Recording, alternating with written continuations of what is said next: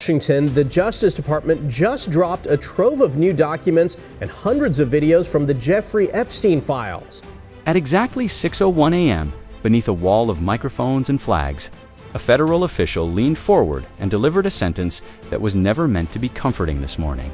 We arrested the individual who quietly moved more illicit cargo through U.S. airspace than any trafficker we've ever documented. The room went silent. Palm Beach, Florida, Teterboro Airport, New Jersey. 127 classified flight logs, assets seized, $480 million and counting.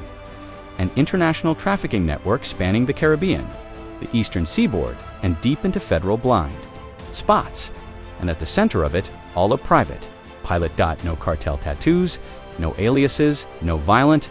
Reputation. Just a man who knew how to fly under the radar, literally. Officials described the operation as the largest aviation-based infiltration ever uncovered on American soil. Not because of drugs alone, but because of how long it lasted without detection. And they warned the public. What had already been discovered was only the surface. The first knock didn't come at a door. It came at 4:32 a.m. when Palm Beach was still asleep and the Atlantic air hung thick with fog. Neon reflections smeared across empty streets. Somewhere far off, a siren wailed and then cut dead. As if someone decided the noise itself was a liability. Unmarked SUVs rolled through residential zones with their lights off. Engines whispered. Radios stayed silent. FBI, D-ICE, DA, SWAT moving in synchronized columns, not as separate agencies, but as a single strike force operating off the same clock. The first breach happened so fast it barely echoed a waterfront property listed as a luxury investment home. Went dark in seconds. Flashbangs detonated. Doors splintered. Agents flooded the interior, boots hitting marble floors that had never heard urgency before. Other teams moved at the same moment. An underground casino hidden beneath a closed marina bar. A logistics warehouse labeled as a marine equipment supplier. A non-profit office registered as a youth charity's doors locked. Its files shredded too. Late, a modest residential home with reinforced walls and a basement vault disguised as a wine cellar. Suspects ran. Some carried duffel bags stuffed with cash, others didn't make it past the first hallway. Inside the warehouse, agents cut open crates, stamped medical aid, Caribbean relief. Inside were heat-sealed bricks of fentanyl, vacuum-packed methamphetamine, and pill presses still warm from use. Enough narcotics to flood entire regions. But the raid didn't slow, because that wasn't the target. Behind a false wall, barely noticeable unless you knew where two knockagens, found a sealed room. Inside sat hardened servers, stacked cleanly, cables labeled with aviation shorthand, encrypted drives, a handwritten ledger filled with tail numbers, coordinates, and times that didn't match any cargo. Manifest on file. One agent flipped a page and froze. These weren't drug routes. They were private flight plans, as Palm Beach teams secured the final locations. The operation shifted north-fast by 6:14 a.m. Teterboro Airport was glowing red and blue, one of the busiest private aviation hubs in the country. Usually insulated by money and discretion, had become a choke point. Hangar doors came down. Armed teams fanned out. The echo of boots bounced off polished concrete floors. Inside, one hangar sat a long-range Gulfstream jet, fueled, ready, interior stripped of luxury, refitted with hidden compartments molded into the fuselage itself. A flying vault, and standing beside it, hands visible. Expression flat, was the pilot. His name, according to federal filings, was Evan Cross. Aviation consultant, charter specialist, logistics coordinator for high-profile clientele. No criminal history. No red flags, no reason in paper to ever stop him. He didn't resist. He didn't speak. When agents seized his tablet, they didn't find messages. They found access keys, authorization layers, time-stamped clearances, syncs to radar blind spots and customs. Delays. Cross hadn't just been flying planes, he'd been engineering airspace by mid-morning. The evidence from Palm Beach and Teterboro converged inside a federal cyber forensics lab. Screens filled the room wall to wall. Coffee went untouched. At 9:03 a.m., analysts broke the first encryption layer. At 10:17 a.m., the second. What emerged wasn't a lice, it was a living network diagram. Operation Codename Skybridge Lines, spread outward from Florida and New Jersey into the Caribbean. Offshore accounts fed shell corporations. Shell corporations fed logistics firms. Fake charities masked transfer points. Restaurant chains laundered profits. Private hangars became unregistered ports. Money flowed clean, no alarms, no spikes. Each flight was disguised as elite travel, business leaders, investors, consultants, people. No one ever questioned. At the center of the diagram was Cross's digital signature. Every protected corridor, every cleared runway. Customs delay timed to the minute. One analyst leaned back, staring at the screen. "This isn't corruption," she said. "This is command-level collusion." The data showed how entire regions were made safe for trafficking, which radar feeds lagged by seconds, which way stations went offline, which inspection crews rotated out at exactly the right hour. Palm Beach wasn't a destination, it was a control node. It was a control node. Teterboro wasn't just an airport, it was a shield. And Evan Cross wasn't a courier. He was the logistics architect of an empire that never needed violence-only silence. As analysts dug deeper, another layer surfaced. Encrypted keys linked Cross to regional clearances that shouldn't have existed. Flight corridors authorized without paperwork. Restricted zones quietly opened for maintenance. This wasn't negligence, it was design. And the timestamps pointed toward something larger, something still. Active. At 4:48 a.m. the following morning, a command center came alive before dawn. A massive digital map lit the wall, pulsing red markers across Florida, the Northeast, and the Caribbean rim. Dozens of locations, all connected. All scheduled. A senior coordinator broke the silence. "We're not dismantling a network," he said. "We're amputating it." Orders went out. Over 1,200 federal agents mobilized SWAT. Teams integrated into every unit. Blackhawk helicopters lifted into the dark. Maritime patrols cut engines offshore. Airspace restrictions tightened without public notice. This phase wouldn't be surgical, it would be overwhelming, and it would happen everywhere at the same time.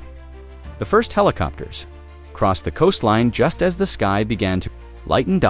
And that's when the real scale of Skybridge finally revealed itself.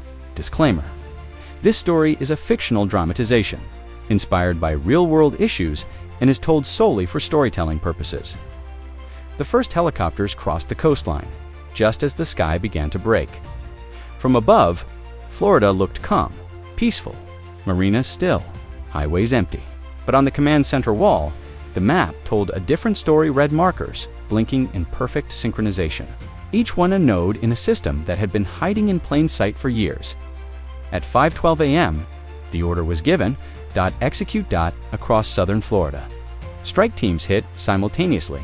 Desert-adapted superlabs concealed inside abandoned agricultural zones went dark as power was cut. Steel doors were breached. Inside, industrial-scale pill presses stood mid, their operators frozen in shock as agents poured in near the coast. Cartel-owned mansions registered under investment. Firms and offshore trusts were surrounded before their security systems could even cycle. Panic rooms were forced open. Hidden armories were cataloged. Communication hubs were ripped from walls. Inland, transit houses disguised as family rentals were cleared room by room. False floors peeled back to reveal currency stacks, burner phones, and encrypted radios still buzzing with unanswered calls. At sea, maritime units intercepted vessels that never appeared on shipping schedules. Containers were opened to reveal narcotics buried beneath legitimate cargo agricultural equipment. Frozen fish, even disaster relief supplies by sunrise.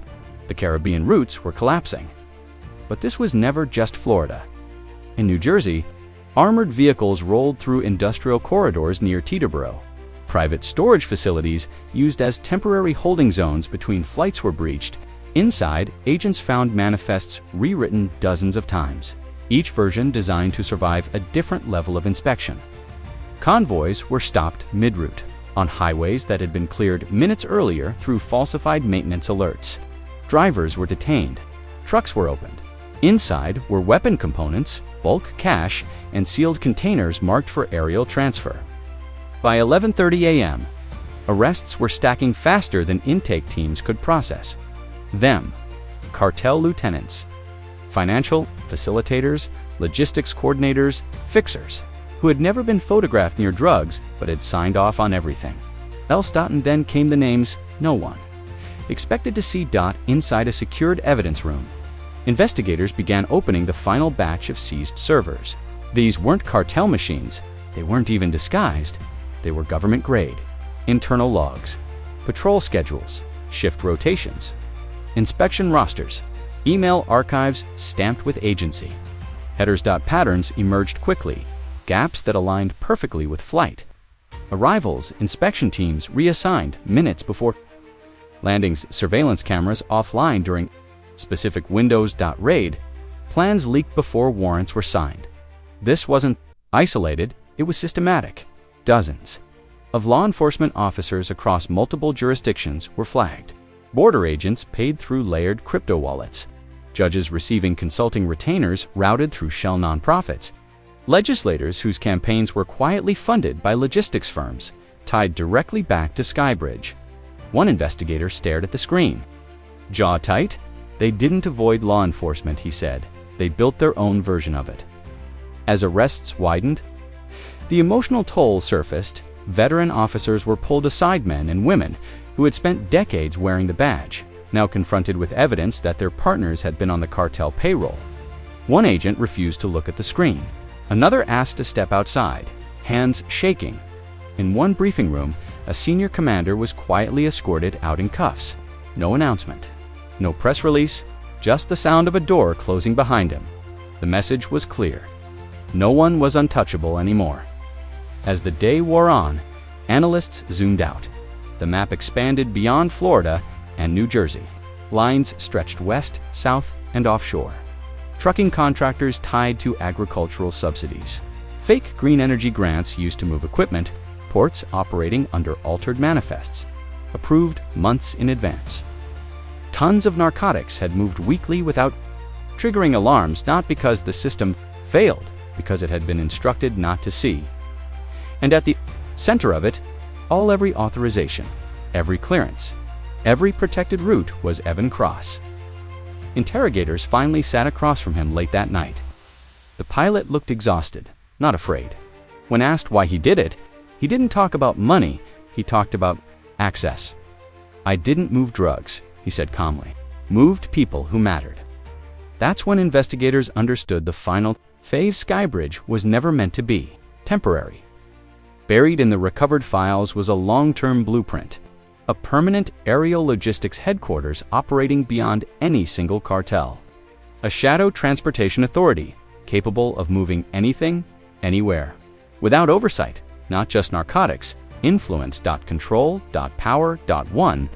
Analysts summarized it with a sentence that would later appear in classified briefings. The system wasn't infiltrated. It was redesigned by the end of the week. Over 300 arrests had been made.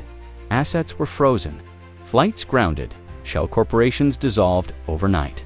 The pilots, roots once invisible, were now evidence, but there was no celebration because the cost was already written. Communities hollowed out by fentanyl, families shattered by addiction. Lives lost to substances that passed through private jets no one ever searched. The investigation revealed something darker than violence. Power didn't need guns or threats. It needed silence, ambition, and people willing to look the other way. In a final briefing, a federal official addressed the nation not with triumph, but warning. This operation shows what happens when systems meant to protect are allowed to serve ambition instead, he said. Democracy doesn't collapse loudly, it erodes quietly. And as the cameras shut off, one truth lingered heavier than the rest. The most dangerous traffickers don't run through borders, they fly above them. Run through borders, they fly above them.